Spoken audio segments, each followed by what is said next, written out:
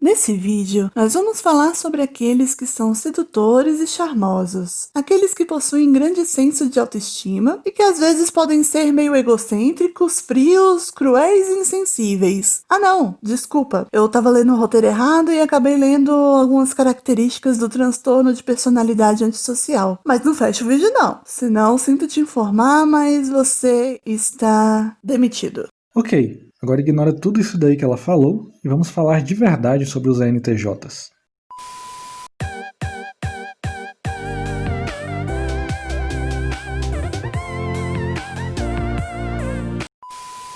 O ENTJ, também conhecido como a personalidade do comandante, possui em sua estaca as funções cognitivas. Pensamento extrovertido, TE, como função dominante. Intuição introvertida, NI, como função secundária ou auxiliar. Sensação extrovertida, SE, como função terciária. E o sentimento introvertido, FI, como função inferior. Se você ainda não sabe o que significa um stack ou o que são as funções cognitivas, clique no link que vamos deixar aqui no card e na descrição do vídeo para assistir a nossa playlist com 3 vídeos explicando sobre tudo isso. O ANTJ possui como função principal o pensamento extrovertido, TE, fazendo com que a preferência dele, ao abordar a realidade, seja bastante direta, pontual e concisa, formando juízos e critérios que possam ser aplicados de maneira abrangente e universal, rejeitando floreios ou prolongamentos desnecessários. Julgam a realidade de maneira racional e sintética, subjugando o subjetivismo ao objetivismo. Sendo assim, essa personalidade tende a eliminar contradições e qualquer elemento subjetivo que escape ou fuja de sua fórmula geral de ler a realidade. O objetivo de seu julgamento não necessariamente será materialmente concreto, pois também pode se debruçar sobre ideias, desde que estas sejam aceitas e validadas também externamente. Porém, diferente do pensamento introvertido, o pensamento extrovertido não terá seu foco ou propósito no caráter subjetivo ou abstrato daquela razão, ou seja, existe sempre o retorno ou um objetivo final direcionado para o objeto externo. Ou seja, mesmo quando o pensamento extrovertido se ocupa de ideias ou conceitos mais abstratos, o seu julgamento tem sempre uma base, um direcionamento ou uma manifestação externa à subjetividade do sujeito. Suas ações e decisões são preferencialmente baseadas em um julgamento racional da realidade concreta, sendo então mais fiel aos dados objetivos. A capacidade de materializar projetos e estratégias é evidente nos ANTJs, pois o seu pensamento extrovertido agirá de maneira criativa, transformadora e construtiva, ou seja, interferindo objetivamente perante a realidade, sempre buscando as maneiras mais precisas, certeiras, eficazes, lineares e menos dispendiosas de atingir um resultado ou a modificação desejada.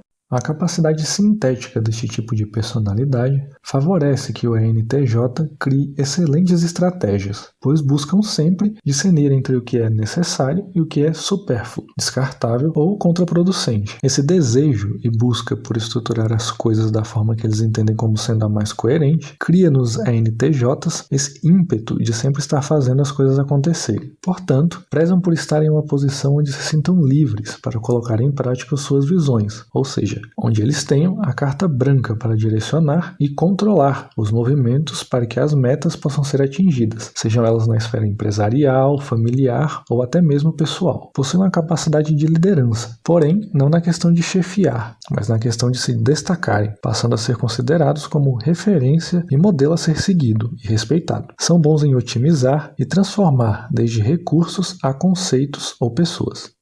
A intuição introvertida secundária se manifestará na personalidade do ANTJ de maneira compensatória ao pensamento extrovertido. A extrema objetividade dessa personalidade é equilibrada com o caráter subjetivo de sua percepção. Por mais que o ANTJ priorize a racionalização objetiva e os conceitos já estabelecidos, suas intuições farão com que eles captem com facilidade tendências, padrões, abstrações e nuances subliminares da realidade, porém não deixando deixando de ancorar aquilo dentro de um sistema objetivista. Detestam mistificação, preciosismo, sensacionalismo ou superstições, pois submetem suas intuições e seu contato com a dimensão simbólica da realidade ao que é factual. Conseguem perceber muito além do que está aparentemente em manifesto, o que dá para eles essa característica de serem bastante visionários e perspicazes. Porém, os ENTJs não veem necessidade de, por isso, transformar a realidade em algo fantasioso. Para eles, nada deve ser tratado como um tabu. A principal diferença entre o INTJ e o ENTJ é que, como o INTJ tem a preferência pela intuição introvertida em detrimento do pensamento extrovertido, a tendência é que ele passe mais tempo criando planos muito complexos e que consigam, de alguma forma, se antecipar a todos os imprevistos possíveis e impossíveis, o que às vezes torna seu processo de ação e decisão um pouco mais demorado, focado em se prevenir de qualquer falha ou erro em sua estratégia, enquanto os ENTJs, por terem o pensamento extrovertido como função dominante, auxiliado pela intuição introvertida, vão conseguir julgar suas decisões de maneira mais assegurada e desbravadora, não se intimidando de imediato com os possíveis imprevistos ou contratempos que poderão vir, característica que também traz para os ENTJs a fama de serem bastante determinados, decididos e obstinados, pois costumam apostar suas melhores fichas em seus planos e ideias. A função terciária, sensação extrovertida, SE, faz com que a percepção sensorial da realidade do ENTJ ainda mantenha certa conexão com a realidade objetiva, tendo ainda certo nível de clareza em relação ao que é percebido sensorialmente, dando a eles uma maior flexibilidade do que a dos INTJs para lidar com imprevistos que possam de alguma forma interferir na realização de suas visões ou planos, embora mesmo assim possam ter alguma tendência a se frustrarem ou a julgar as falhas e erros como algo inadmissível, pois ainda terão a prevalência do pensamento extrovertido. Geralmente, os ENTJs são mais autoconfiantes e destemidos quanto aos contratempos, pois confiam em sua habilidade de improviso e resiliência. Os ENTJs podem acabar sendo bastante carismáticos, mesmo que sem querer. Isto acontece porque são pessoas bastante atentas e ativas ao contexto objetivo das situações, os tornando pessoas de presença marcante. Por outro lado, eles também detêm uma postura por vezes dominadora, por essa tendência a buscar estar no controle, e às vezes podem ser considerados um pouco cruéis e insensíveis em suas abordagens, que serão bastante diretas e focadas na razão objetiva, e não no nível sentimental subjetivo, que por ele é reprimido.